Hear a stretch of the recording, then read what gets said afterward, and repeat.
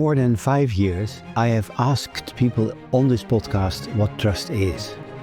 I've had the theories, the big surveys, thousands of people. I've learned a great deal. But there is a question none of it quite answers. What does trust actually sound like? Not trust as an ID. Trust as it happens between two people, in a room, in a space of a few seconds. My guest today studies exactly that, and she does it in an unusual way. She does not ask people whether they trust each other. She records them, real conversations, as they actually happened. And then she listens, closely enough that a pause of a single second can be the whole story. Her name is Merrit Rikke Nielsen. She is an assistant professor at the University of Copenhagen in Denmark and vice director of a research center there devoted to how people actually talk to one another. This episode is a little different. Fewer findings, more real conversations.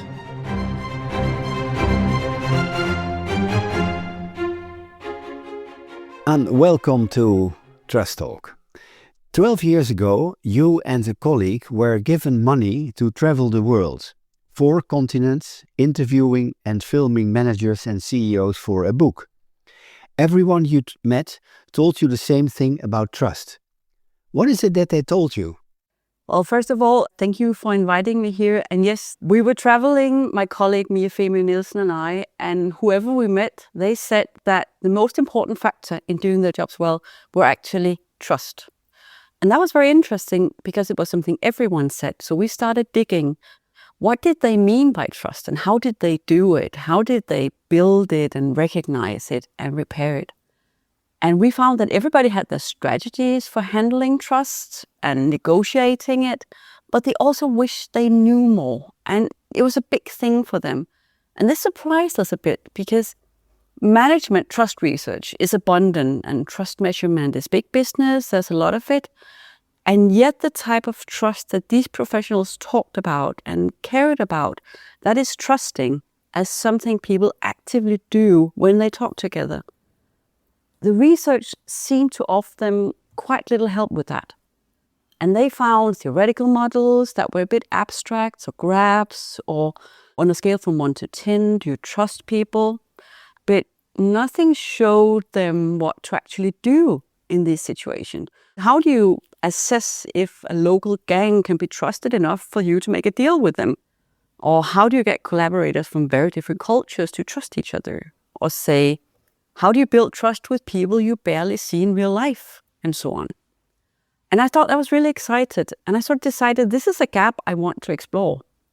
Because if we decide to adopt this understanding of trust, not as a belief or an abstract construct, but as trusting actions, this practical concern that people have, what does it look like? And so that's essentially why I do what I do now. You refer to the gap that you noticed. Name the gap for me. Where do the usual ways of studying trust fall short? Yeah, first of all, it's important to say there is a lot of trust research out there and there's a lot of high quality trust research. The thing is that it is mainly using the same 2 methods and these have their limitations. So I'm going to get a bit into that because one of the big ways of doing this is surveys.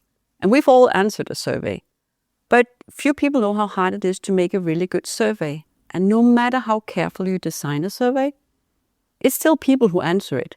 So it will always be prone to errors. And the most well-known one is what we call the social desirability bias.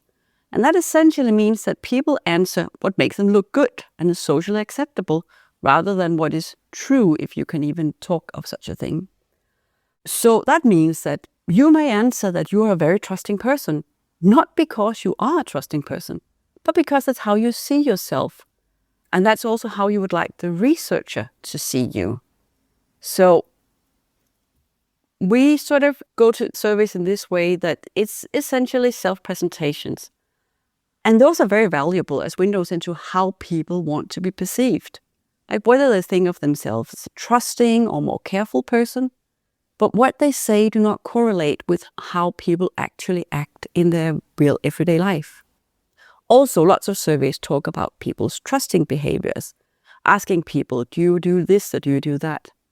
And it's a very good insight into what people think they do, or maybe would even like to do.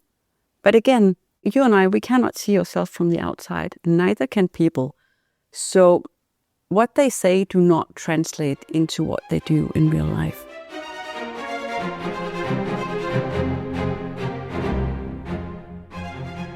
There is an idea from the sociologist Erving Goffman that I keep thinking about with your work.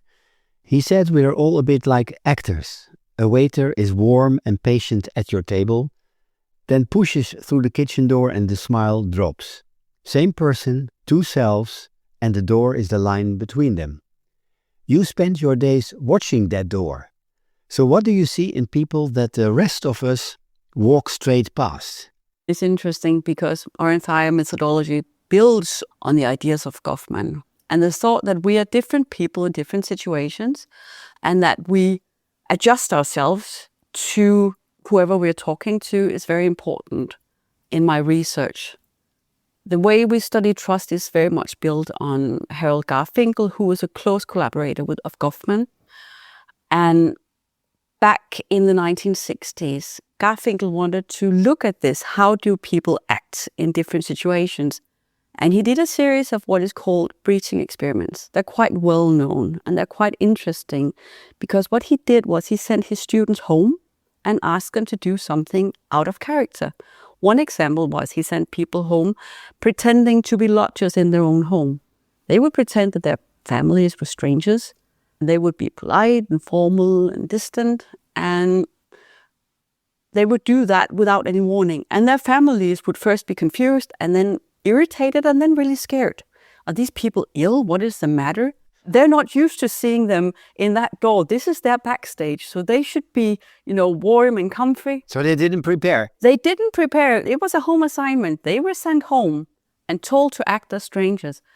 And, the parents called the mental institutions. They didn't know what was going on.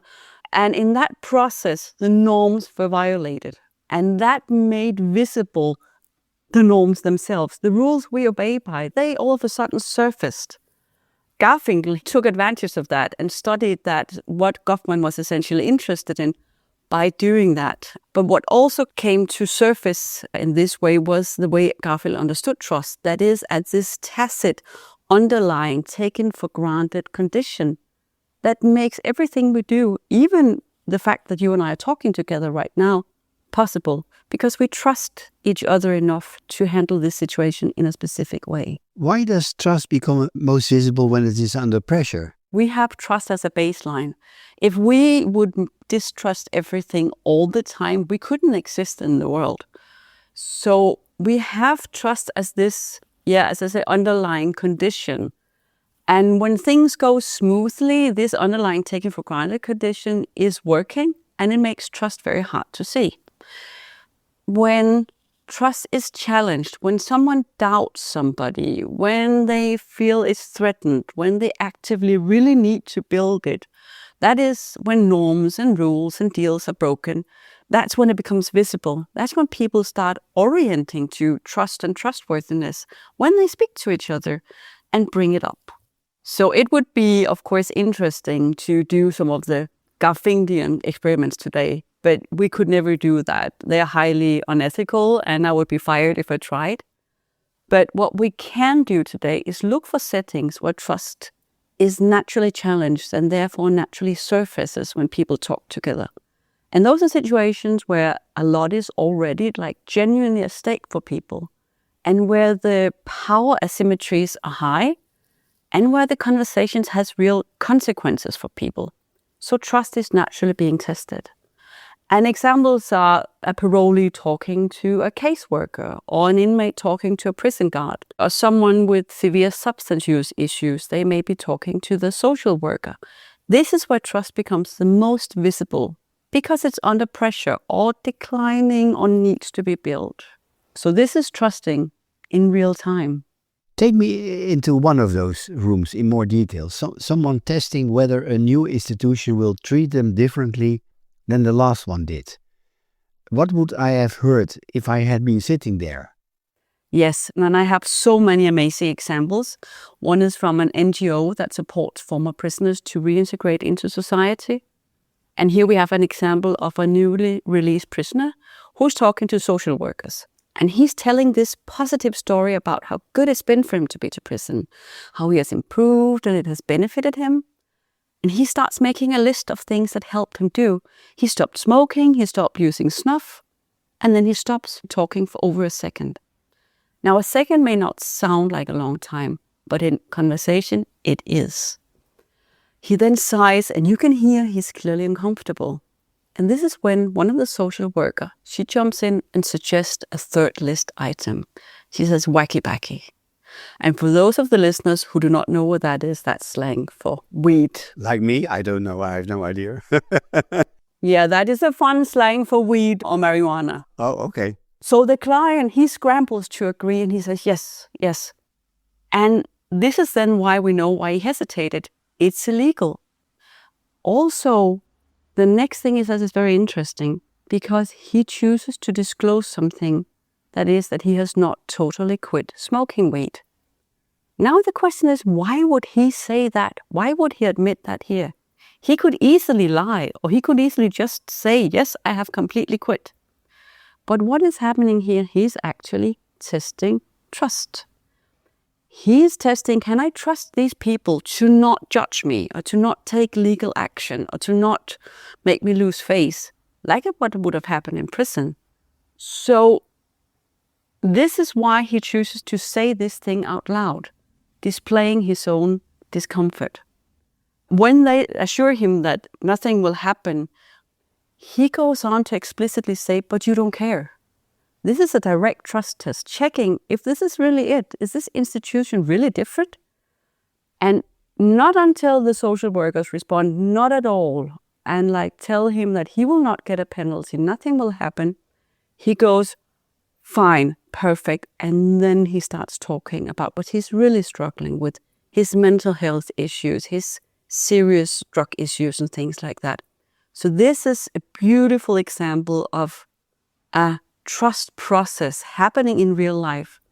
And mind you, this example I told you happens in the period of 18 seconds.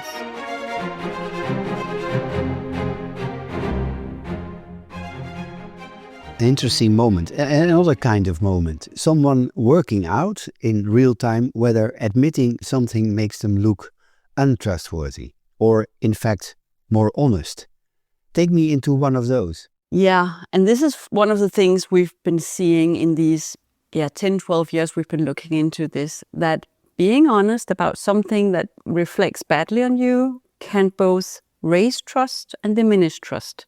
And one example is from the same organization where another newly released client is talking to his social worker, and about 3 minutes into the conversation, he all of a sudden says, I still have some problems with cocaine, right? And then he starts telling about a relapse in great detail. Now, they don't know each other, but already in the first sentence, he corrects himself. He starts saying he spent some money, but he makes it out instead of he made some money. Now, if you're released from prison last week, you don't have a 9-to-5 job. So making money in this situation means doing crime. He's testing what will the caseworker do when he tells about doing crime. And when nothing happened, he starts escalating the story about how he made some money, he gambled them away, he bought coke, he took it, he got drunk and he passed out. And nothing happens. It's just accepting non-judgmental responses he gets. Like a plain just helping him to talk this story through without judgment. And that is what builds trust in this relationship. He now knows that it's safe to say these type of things. It's not reported by anyone. And now the trust has been built. My next question relates to transfer from research into practice. You do not hand institutions a list of 5 tips. You sit practitioners down with recordings of their own real conversations for 2 hours and analyze them together. What happens in one of those sessions? This is probably quite a different way from doing research than most people do, but it's very integral to our very methodology. Actually, we involve practitioners from start to finish. Already when we design the project, we often try to involve them there so they sort of co-design it with us down to the research questions.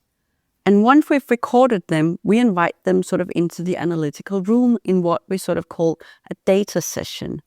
They're 2-hour workshops where we listen to a small bit of a recording over and over again, read the transcript and talk about what is it that we see here. And we do it together with the practitioners themselves.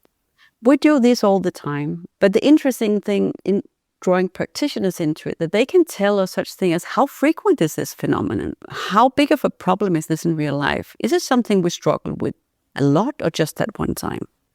Also, when practitioners see their own recordings, they see things they had no idea they were doing. It might be really good things or things where like I'm never going to do that again. So I sort of call it the Montessori of trust. And I'd actually like to credit my brilliant colleague Liz Stoko, who has a TED talk on this, for developing this type of practitioner collaboration, because it leads to a building of reflexivity and interactional awareness, which is so much more important and useful than handling a trust-building checklist. And this is because everything we say is shaped by what is just said. So there's no rule book that can help people build trust in every situation. There's no one-size-fits-all formula. And that's what we could also hear. The practitioners that we talked to like 12 years ago, they knew this. They just wished they knew more about what works and how to develop more awareness. And now we can slowly begin to show them the sort of real variety of what skilled trust work looks like. You say trust is more visible when it is under pressure or breaking down. Does that mean we only ever see trust when it is going wrong? No, we also see it otherwise, but it's much easier to see under pressure. My colleague Merrit Rikke Nielsen, she's been working a lot on seeing trust when things go right. And what we sort of see is that there are signs that trust exists, but it's often at what's not done. We do not ask a lot of Christians to figure out why things are happening. Things are going very smoothly.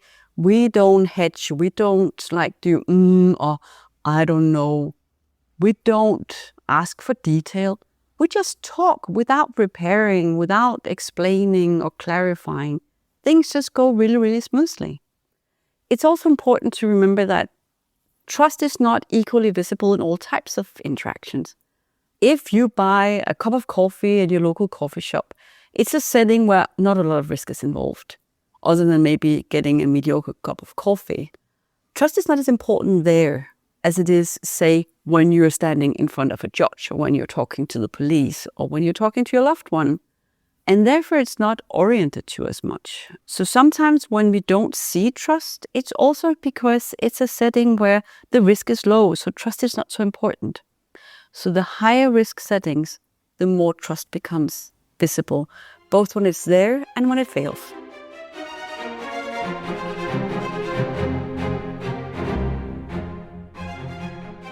So what does it look like when it's simply working and nobody is thinking about it? Yeah, what does it look like? It looks very much like what we're used to, but it's something like not asking follow-up questions. It's just people assuming things, assuming that things are understood, assuming that they don't have to explain or justify or account for themselves. People simply just make things go smoothly. That's quite interesting. But when you dig as much into people's conversations as we do, and it is very detailed what we do, it's down to 0.2, 0.3 second pauses that we're looking at. We see that even in very smooth conversations, little things are negotiated all the time. We're all testing continuously that the other is okay and that the person you talk to aren't about to lose face. And the thing about keeping other people's face, keeping their appearance, their social value, has also got to do with trust, because trust is also bound to the individual. Being perceived as trustworthy is very important for all of us, and we see people continuously work to build their own trustworthiness and the trustworthiness of the other person in interaction. by giving them the option to come off as competent and honest and transparent and open. These are the things we think of as the trustworthy person doing, and we help each other being like that. Nicole Gillespie has pointed out that researchers do not own the concept of trust. Ordinary people use it too, and often differently. In your recordings, how different is the everyday version? I just talked to a colleague who said it's remarkable how little people talk about trust and how much they do it. People rarely say the word trust. I think I have 1 or 2 examples in my recordings, and I have hundreds and hundreds of hours of recording where people explicitly say, I trust you, or I don't trust you. And saying, I don't trust you, or I think trust is this and this, that would be very face-threatening to someone. Whereas people just do trusting, people do mistrusting, rather than talk about it. I mean, a handful of people worldwide are trust researchers. The portion of the human population researching trust is very small. We discuss at length the concept of trust, what it is, what is the right definition. But everybody must trust to exist. People go about their business every day knowing something is risky and that they know they have to be vulnerable to something. They just do trust. They just often don't define it the way we do as professionals. And I think it's important that we do an effort to understand what does these lay people that we're working with think of as trust and trusting, because it's their lives and they're the one building the real world. No matter how macro a concept of trust you're studying, it starts with somebody saying something to someone. It builds from there. In your recordings, if they never say the word, how do you know you are looking at trust? That's something we've been struggling with. And this is, of course, where we also draw on more conventional trust research. I mentioned earlier that there are surveys. There's also lots of experiments, experimental trust research, where we can see how do people orient to trust in very artificial settings. When they're given money, how willing are they to give it to someone else? How willing are they to trust co-participants in a lab test? And also lots of very nice, more theoretical trust research exists from essentially Aristotle, who was very interested in trust and trustworthiness, and who we draw on to many of the modern models for trust. Mayer and colleagues' model of trustworthiness, for example, is a really good one and makes a nice map for what should we look for when looking for trust and trustworthiness.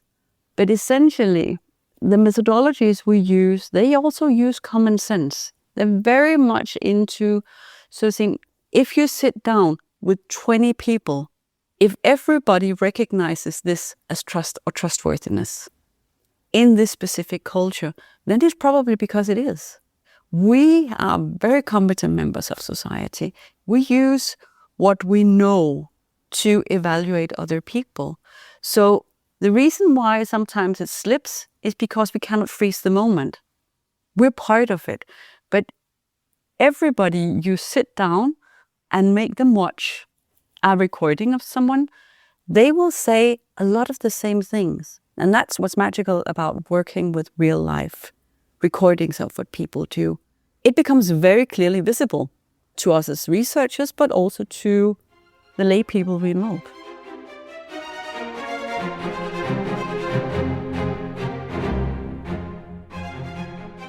Antoinette Weibel sat in this chair and talked about engaged scholarship. That's research done with practitioners rather than about them. You go quite far with that. What does it cost you as a researcher? It costs a lot of time. It's very, very time consuming to work this closely with practitioners, but it's also very given.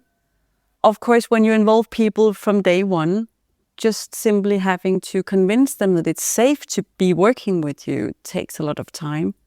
You also give up some control. You need to follow them more. You have to let them sort of set more direction, and you need to work a lot to earn that trust before they trust the process of working with you.